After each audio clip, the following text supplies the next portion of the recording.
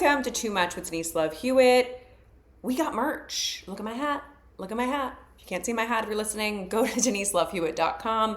We have tees, we have hats, they're super cute, and wear that too much as a badge of honor to tell people you are your whole self, your fullest self, and let's take back the phrase. Today, I am pulling out a talk from the vault. I wrote a talk about the dreaded F word that I want to share with all of you. And that F word is failure. And so I hope you enjoy. You've had a big failure. What's next? Okay, so you failed. What are you going to do? You need a success. Denise, I've tried to make over 75 films. I've only successfully made 27. I've tried to start over 10 nonprofits. I've only successfully launched 5. Failure is a part of it. Failure. It's not the word I would have chosen, but it seemed to be the one everyone around me was using. The concept of failure was not something I'd ever really given time to, largely because I didn't believe that was a possible outcome. Arrogant as fuck, right? I'm rather embarrassed to admit I was so convinced of my own capability, so drunk on my own potential, that I ignored the structural systems that are designed to fail most of us on a daily basis. I now see the privilege in that attitude. Yet, here was the dreaded F word in every conversation I had. Fresh off a massive heartbreak of losing my company, you can reference the eulogy I made for it on YouTube, I was frozen in amber, suspended between who I used to be and whoever I was supposed to become next. I was treading water, hoping I wouldn't drown, and everyone kept asking me the same question. So what's next? Apparently, I needed a win, as if life keeps score. Everyone had an opinion about what that win should look like. Start another company, become someone's co-founder, be your brother's COO. Everyone wanted me to have a plan, which was ironic because I, Virgo sun, am the undisputed queen of plans. I have planned A through D at all times for every scenario, except for right now. My company wasn't just a business. It was tied to a vision of a more equitable and just future. A vision of a future I was desperate to make real. So when it all came crashing down, almost a decade later, it challenged my understanding of the world, what was possible, and evidently what was not. Terry Real, renowned therapist, says that any meaningful change demands us to grieve, to mourn who we've been, to let go of all we've known. And that sweet spot he described was exactly where I was forced to sit. In that paralysis of heartbreak, what I wrote on my birthday was, I spent most of this year reflecting, healing, staying afloat, and somehow with the natural cadence of the universe, I move closer to myself, closer to those I love, and closer to goals I didn't know I wanted or was too afraid I wasn't ready for. Even then, some part of me recognized something greater was at work. When I delude myself that I've moved on, that I fully let my heartbreak go, she'll show up to remind me how much I cared and how hard I worked. It's pretty impressive when I think about how much I cared. Other times I'm furious that she's still present. She's still coursing through my veins. In many ways, heartbreak defined my 20s. She's woven into the quilt of who I am.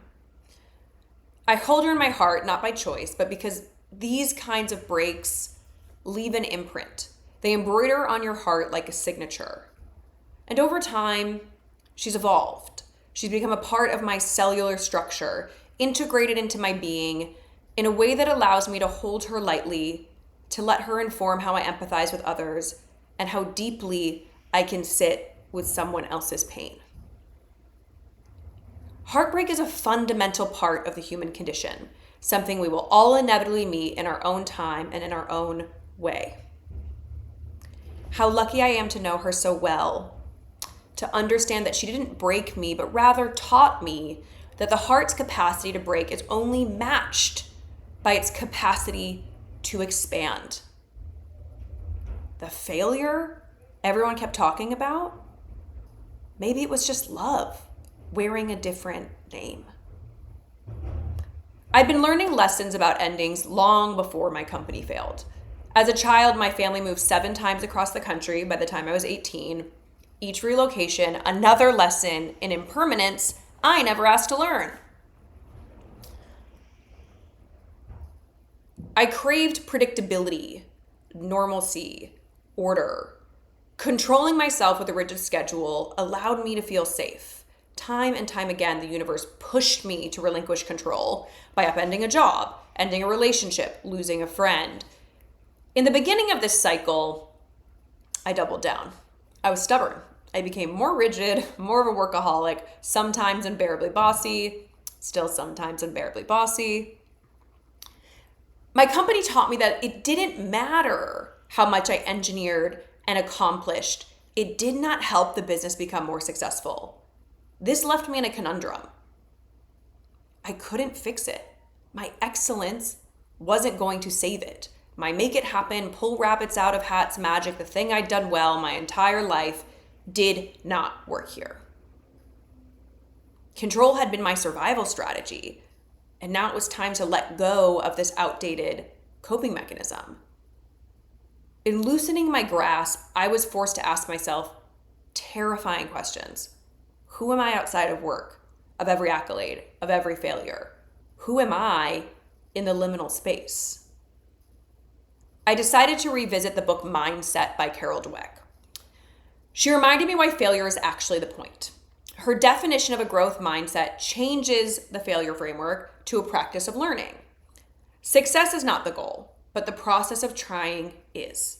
So if the goal is growth, failure doesn't matter because we grew. And zing, we don't really grow if we don't struggle or fail.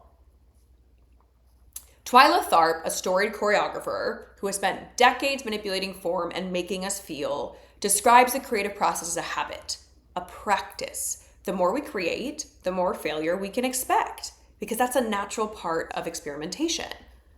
If you look at your work as a long game, a 70-year career like Twyla, what is 1, 2, or 10 failures in the midst of that timeline? It's a blip. Relinquishing external validation has been a happiness game changer. It has allowed me to reclaim joy in process. But here's what they don't tell you about focusing on process. It's not only joy. There's still pain in the presence of it.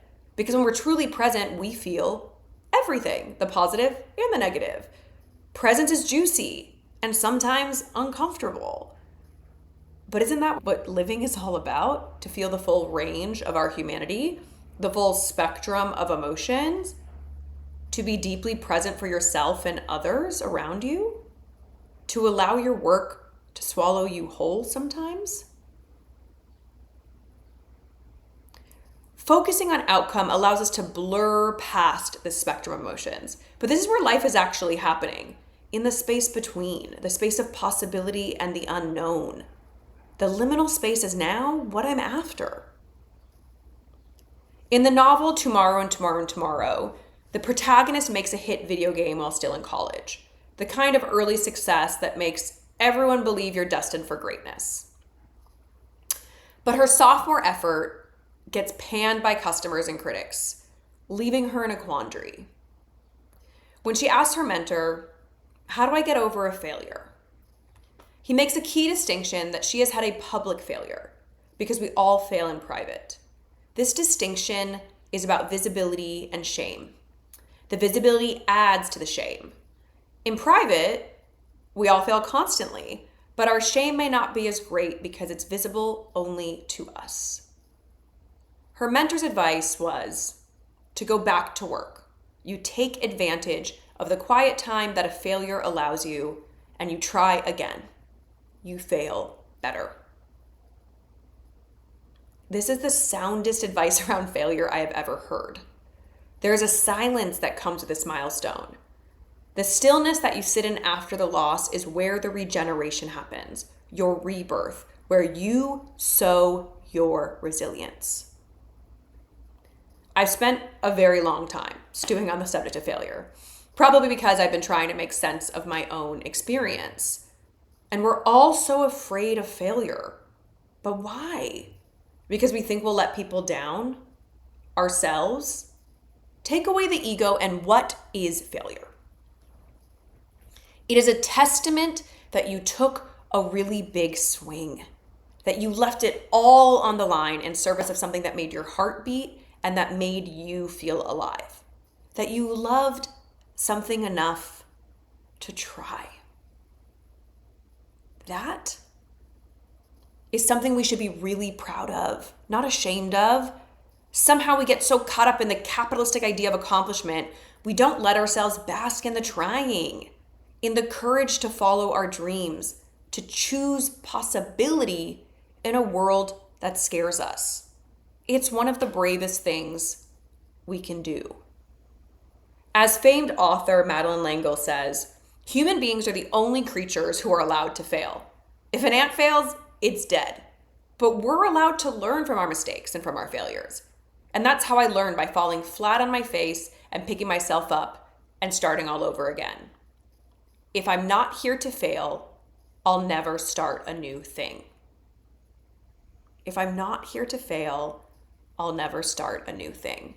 It is nothing but success trying to be born in a bigger way. The size of your failure is often proportional to the size of your dreams. I realize now that my failure was a privilege. I failed at something that mattered, something that was worthy of the grief and the growth that followed. I look forward to failing bigger and better next time.